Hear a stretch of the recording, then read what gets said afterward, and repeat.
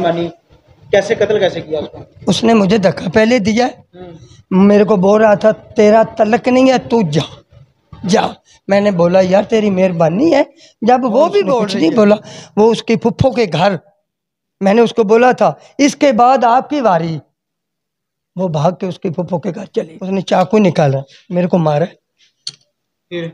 یہ یہ نشان لگا ہوا ہے، میں نے اپنے بچاؤ کیا ہے، میں نے چاقو چھین لیا، چھین کے میں نے پہلے مارا، اس کے بعد میں کھینچ رہا تھا، نہیں اس نے کہا اس کے بعد قتل تک بات کیسے پہنچی؟ قتل تک ایسے ہی بات پہنچی، میں تو اس کو بول رہا ہوں واسطے ڈال رہا ہوں بیٹا نہیں چھوڑو، اس نے بولا آپ کا اس کے ساتھ تعلق نہیں ہے، اچھا میں نے اس کو بولا ہے مان رہا ہوں میرا تعلق نہیں ہے، لیکن میرے بچوں کی ماں تو ہے، آج چھوڑو، جانا چاہتی ہے تو جائے، چاقو جو انہوں نے بنایا کہ میرے پاس تھا چاقو تو اس کے پاس تھا، قتل کس کہاں پہ کیا پھر؟ قتل علی پارک، وہاں پہ کیسے کیا وہ؟ یہ اس کو پتا سر وہ کیسے گیا، مجھے تو نہیں پتا، میں تو گھر سے آ رہا ہوں، اس کو ڈھونڈ رہا ہوں بچوں کو۔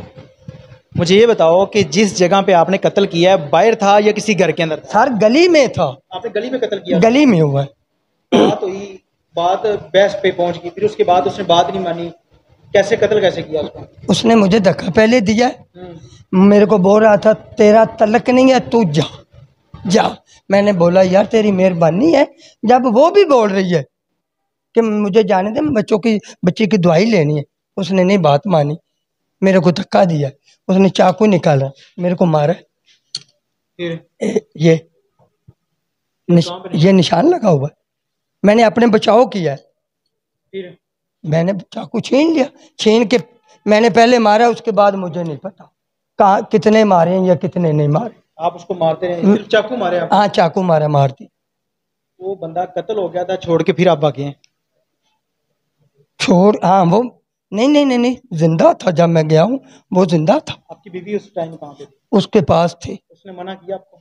اس نے منع کیا، مجھ کو منع کیا تھا۔ کیا کہنا چاہو گے آپ نے جو کام کیا اس کام کہ عباس یہ کام نہ کرو تم جیل چلے جاؤ گے، یہی سوال کیا، اور اس نے کچھ نہیں بولا، وہ اس کی پھپھو کے گھر، میں نے اس کو بولا تھا اس کے بعد آپ کی واری، وہ بھاگ کے اس کی پھپھو کے گھر چلی گئی، میں اس کے بعد چلا گیا، کیا کہنا چاہو گے؟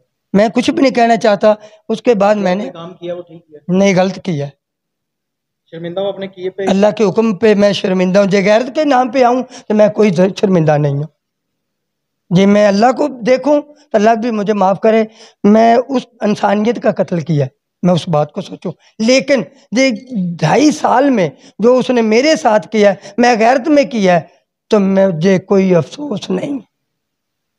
اللہ حافظ۔ جی ناظرین، آپ نے اس ملزم کی بات نہیں، یہ وہ درندہ صرف انسان ہے جس کی بیوی اپنی مرضی سے اور رضامندگی سے اس بندے کے ساتھ نکاح کرتی ہے اور اس بندے سے ڈیورس لیتی ہے، اور اس کے بعد یہ اتنا غیرت مند انسان ہے کہ اس نے اپنی بیوی کو قتل نہیں کیا بلکہ اس ماں کے 24 سالہ بچے کو قتل کر دیا جس کا نام رمضان ہے، ان کا گھر اس نے اجاڑ دیا ہے، اس نے اپنی بیوی کو قتل نہیں کیا۔ اگر یہ غیرت کے نام پہ قتل کرنا تھا تو اپنی بیوی کو قتل کرتا، اس کو بھی ساتھ میں مار دیتا۔ مزید ہم ایس ایچ او صاحب سے بات کریں گے اور اس سے جانیں گے کہ اس کیس کی حقیقت کیا ہے، اور اس انسان کو ملزم کی بات سنی۔ میرے ساتھ ایس ایچ او صاحب موجود ہیں، ان سے بات کرتے ہیں اور ان سے جانتے ہیں کہ یہ جو ملزم بتا رہا ہے اس میں کتنی حقیقت ہے، اور اس ملزم کو کس طرح سے ٹریس کیا، اور رمضان نامی جو شخص قتل ہوا ہے اس کو قتل کرنے کے پیچھے ریزن کیا تھی۔ السلام علیکم سر۔ ریزن پیچھے ہے، کوثر بی بی نے ایک شادی کر لی تھی رمضان سے، اور کوثر بی بی کے 6 بچے عباس سے ہیں جو رنگ پور میں رہائش پذیر تھے، اور کوثر بی بی رمضان سے شادی کرنے کے بعد 8 ماہ لاہور گزارتی رہی۔ گزارنے کے بعد دوبارہ اس کو بچوں کی طلب ہوئی تو دوبارہ وہ واپس آ کے سابقہ خامد اور بچوں میں زندگی گزارنے لگی۔ اس کے ساتھ ساتھ رمضان سے بھی میل ملاپ رکھا۔ کسی ایک دن اس نے عباس نے بھی اس کی رکھوالی کرنا شروع کر دی، کہ ٹیلی فون کر کے اس نے رمضان کو کالی پل بلقیس ہسپتال کے پاس بلوایا، اور پیچھے پیچھے رمضان بھی عباس بھی آ گیا۔ عباس نے آتے ہی جب عورت کوثر بی بی اور رمضان کو دیکھا وہ اکٹھے ایک دوسرے سے لو کر رہے ہیں، اس نے چھریاں مار کر رمضان کو ہلاک کر دیا عورت بھاگنے میں کامیاب ہوگی، جس کی وجہ سے عورت بچ گئی۔ اس کے بعد 15 کی کال چلی، میں موقع پر گیا، اس کو اسپتال گیا، اسپتال وہ ڈیڈ ہو گیا۔ عورت کوثر بی بی اور عباس کو موقع سے ہی گرفتار کر لیا، شامل تفتیش رکھے۔ اب وہ گنہگار ہیں، عورت کو جوڈیشل کرا دیا، عباس کو قانونی سزا ہر صورت ملے گی اور دلواؤں گا۔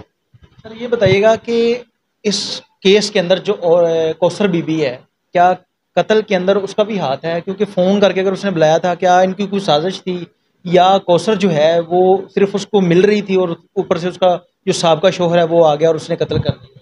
کوثر بی بی سے صاف ہے، یہاں اس نے ٹیلی فون کر کے منگوایا، اس کے پیچھے پیچھے اس کا سابقہ خامند آیا، اس کے ساتھ ریویژن تو صاف ہے، یہاں ہے وہ کوثر بی بی بھی گنہگار ہے اس کو مروانے میں۔ یہ بتائیے گا کہ جب عباس نامی شخص سے یہ عورت جا کے رمضان سے شادی کرتی ہے، تو کیا عباس سے اس نے طلاق ڈیورس لی تھی یا ویسے جا کے اس نے رمضان کے گھر میں رہ رہی تھی؟ عدالتی طلاق لی تھی، یعنی کہ رمضان کے ساتھ اس کا نکاح ہوا تھا، اس کے نکاح ہوا تھا، بیوی اس کی تھی، مگر اس نے گناہ یہ بھی صاف کیا ہے نا، سابقہ خامند کے پاس، بچوں کے خامند کے پاس آ کر اپنے سابقہ رمضان سے میل ملاپ رکھا ہے نا، دونوں سے میل ملاپ رکھتی رہی ہے۔ سر مجھے یہ بتائیے گا کہ ہمارے معاشرے کے اندر بہت ساری ایسی چیزیں جو ہیں جنم لے رہی ہیں، آپ کیا سمجھتے ہیں کہ کون سی ایسی چیز ہے جو ذمہ دار ہے کہ ایک عورت 6 بچوں کی ماں ہونے کے باوجود جو ہے وہ اپنے شوہر کو چھوڑ کر دوسرے مرد کے ساتھ شادی کرتی ہے؟ اس معاشرے کے لیے آپ کیا as a S H O کیا میسج دینا چاہتے ہیں؟ میسج تو یہی دینا چاہتے ہیں بھی، ایک عورت نے 6 بچے جنم لیے ہیں، دوسرے انسان کو خود بخود سوچنا چاہیے بھی یہ بچوں کی تڑپ کبھی نہ کبھی جا کر اس کو سابقہ خامند کے پاس لے جائے گی، اور خود بخود میں اس کی موت خرید رہا ہوں، اس کو بھی کچھ نہ کچھ سوچنا چاہیے۔ لیکن اس کے باوجود عورت نے بھی گناہ کیا ہے تو مرد نے بھی کیا ہے، دونوں کو سزا تو قیامت والے دن بھی ملے گی، دنیا پہ بھی مل گئی ہے۔ سر عباس نامی جو شخص ہے یہ قتل کرنے کے بعد فرار ہو گیا تھا، کس طرح سے پھر آپ لوگوں نے ان کو ٹریس کر کے گرفتار کیا؟ یہ موقع سے فرار ہو گیا، اس کے 2 بھائی اور ایک بنوئی پکڑا تھا، جن کی تڑپ جاگنے کے بعد یہ خود بخود چنیوٹ سے واپس آ گیا۔ کہ یہ فرار ہو گیا تھا قتل کر کے، اس کو لگا کہ میں شاید بچ جاؤں گا۔ یہ بچ نہیں سکتا کہ وہ قتل تو قتل ہی ہے، بچنے تو دوں گے نہیں، انشاءاللہ گرفتار تو کرنا تھا، لیکن دوسرے دن خود بخود یہ پیش ہو گیا۔ جی ناظرین، آپ نے ایس ایچ او صاحب کی بات سنی، پولیس نے تو اپنا کردار ادا کیا ہے، ان ملزمان کو پکڑا اور اس کے بعد ایف آئی آرز ان کے اوپر ہوئی اور جو دفعات لگتی تھی وہ بھی لگائی ہیں۔